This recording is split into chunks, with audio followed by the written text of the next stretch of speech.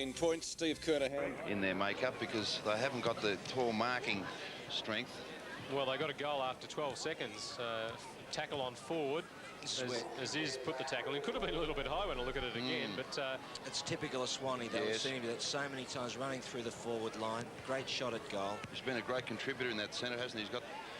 He's got on top of Yorgie, and Aziz has been a fine contributor also at centre half forward.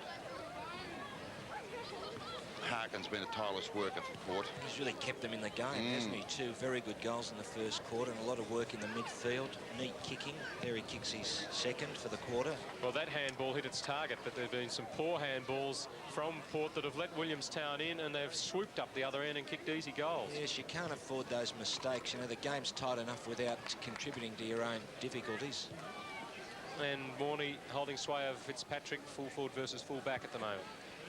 Yeah, that's going to be a good contest. I think Fitzpatrick's the man to look after Morney. Whether he can do it depends on how the ball moves down to him. At the moment, it's been a bit too easy, the progression into the forward line, so puts a backman under a great deal of pressure. Ross, who are you listening to at quarter time? Well, Peter, I listened to Brett Yorgie, the coach of Port Melbourne. First of all... The evergreen round. He is playing a superb game, Barry. He really is leading from up front. And, you know, unfortunately for Port Melbourne, Pritchard and Chadband have difficulty gelling together in the same side. When they've given the mantle of rucking on their own, they invariably do a good job, but they just can't, regrettably for Port Melbourne's sake, just play that dual role, one key forward and the other on the ball, because when they're resting, they get very, very little out.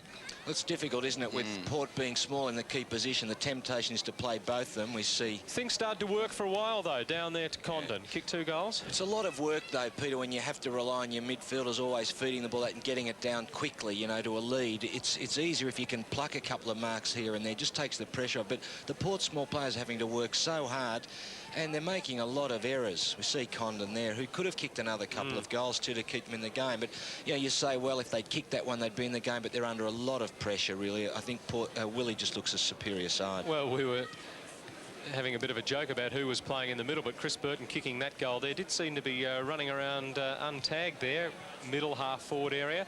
Well, he's working very well, and he reads the play so well, Burton. And, well, maybe that was touched by Lloyd. I might take it back, Ross, and the goal umpire especially. Lloyd there might have dived and touched that one. Big mark from McTaggart there. Copped one too after taking the mark. They do look a bit more thick-set, the Williamstown boys. They must have been on the weights. But Kennedy, he's played a very, very good game for Port Melbourne. And I think an area where they've really shown a clean pair of heels is... Is anything to go by? Di Martino left it behind. Isn't if this first up showing is anything to go by? Di Martino left it behind. Pritchard. Howlett after it. He's played a very good game on half-back.